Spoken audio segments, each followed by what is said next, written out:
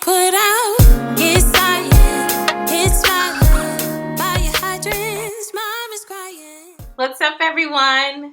This is another episode of a Renee UnBoxed. I hope everyone is having an amazing Sunday. We are nearing the end of Black History Month, so I really wanted to put this out for you all so we can talk about one of my favorite songs sort of in this special time that comes around every year. So let's go. Black History Month. It is almost over. So I wanted to make sure that I got to talk to you about one of my songs sort of in this time and in this space before we were out of this month. So we are talking about All We Got. Just want to give you a sense of what I was thinking. I wrote this first verse. I think I finished the first verse on a plane. I was flying out to see a friend in Germany. So it was a long plane ride, a long, uncomfortable plane ride at that. But yeah, I have been listening to a lot of like Cranes in the Sky and things like that. And the beat just really sort of inspired this imagery that I wanted to paint for this song. And it really, the beat that I was listening to at the time, which is not exactly the same as the one that we ended up using, it really put me in the space of thinking about my childhood and growing up. I grew up in New Orleans, born and raised.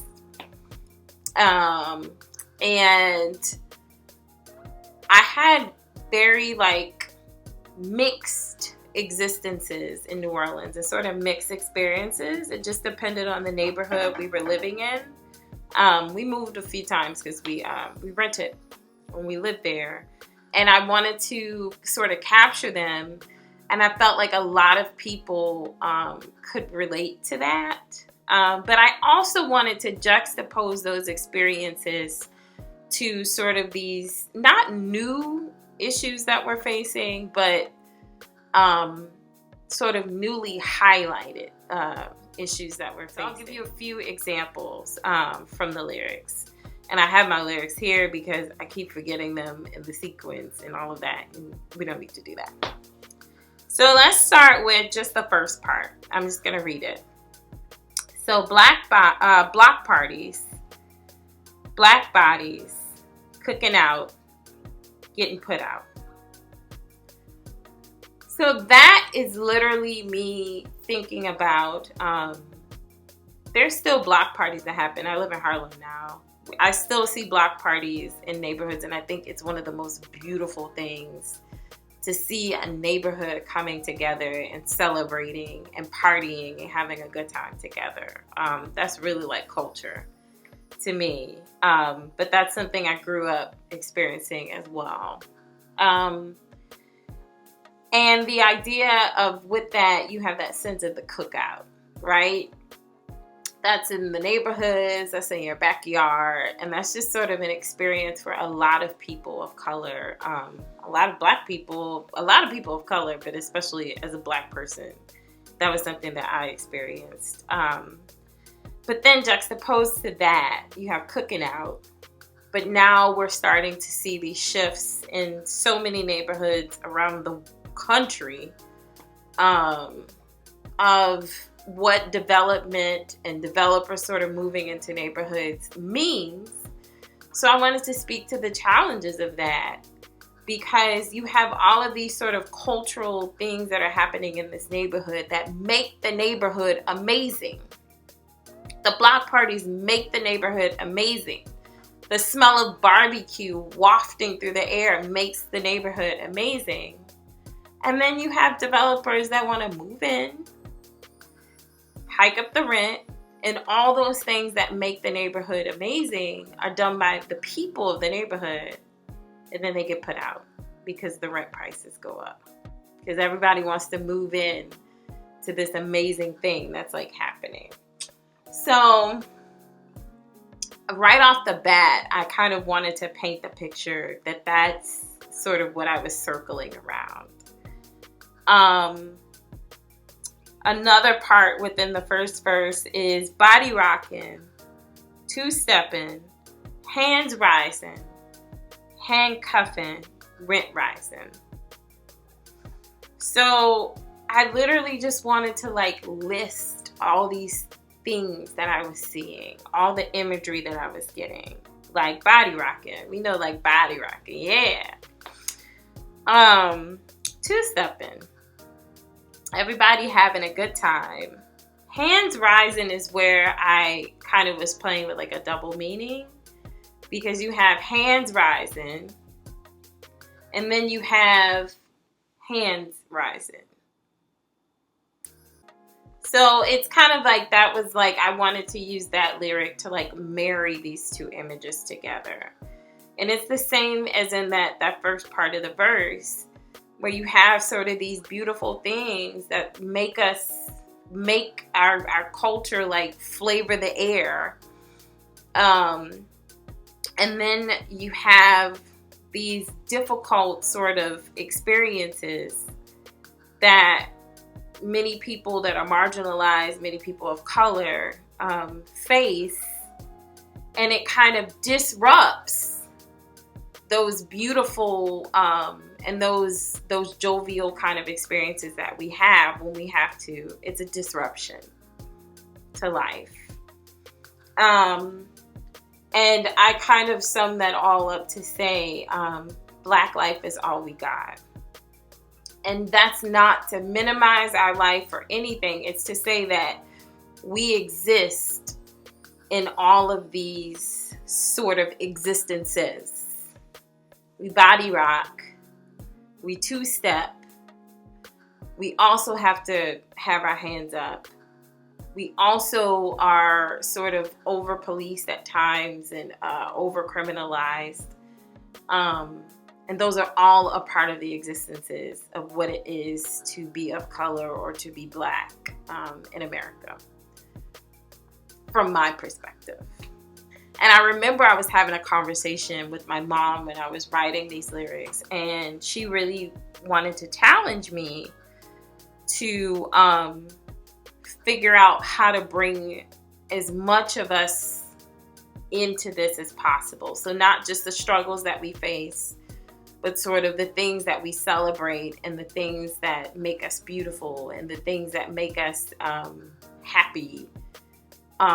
She just really wanted to push me to think about how I was thinking about the lyrics. So let's get into the chorus, because this is fun. This chorus was a little challenge for me.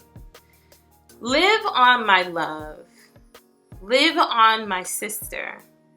Live on, my son. We gonna be all right. So I really was thinking like live on, my love. Not just live on as in go on, but feed off of. Like that we lean on each other in our existences and in our lives. So we live on love, the love of others. We feed off of our sisters. We feed off of the sun. And we also, for me, I was saying also like to live on, like live, be free, my word is be liberated, like live on, my son. We gonna be all right. So yes, we have this like mixed bag of experiences that we go through, but we have all of these things to sort of live for and to live off of, and those things make us okay. And with that, that's kind of like that second layer of the chorus. No life goes the same way, but it's going to be okay.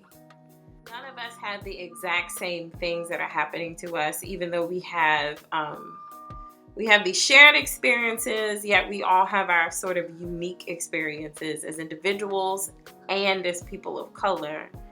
And while our lives don't all go exactly the same way, it's going to be okay. Okay?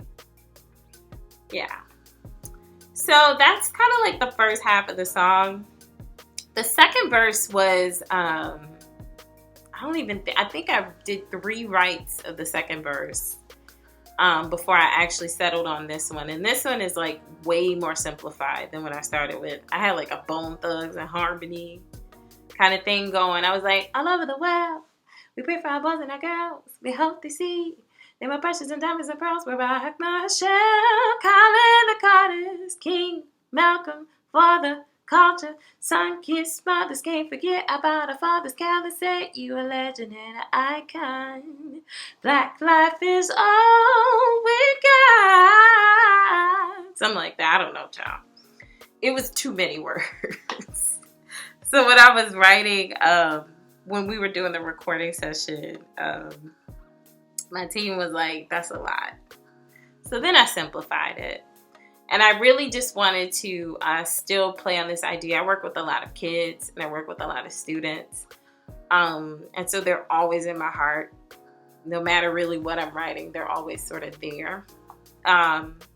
So I did want to kind of pay tribute to the idea that our children, our youth, sort of all over the world are having these sort of maybe mixed bag experiences as well. Sometimes difficult, sometimes beautiful. And that we, all over the world, we pray for our boys and girls. Hope they see they're more precious than diamonds and pearls.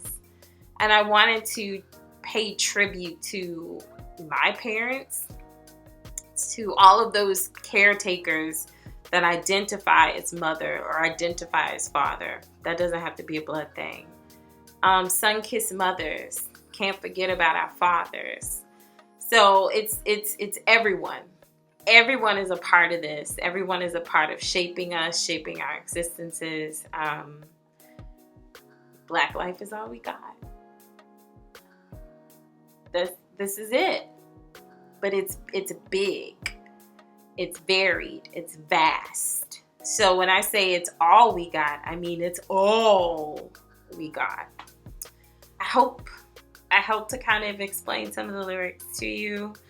I love this song. I hope you love it.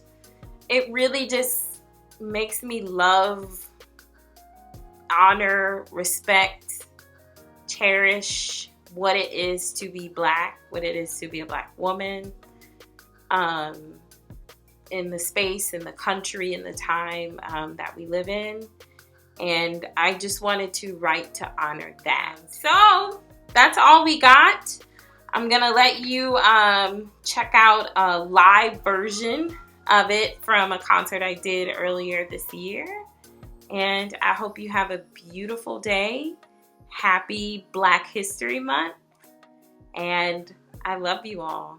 This has been another episode of A Renee UnBoxed.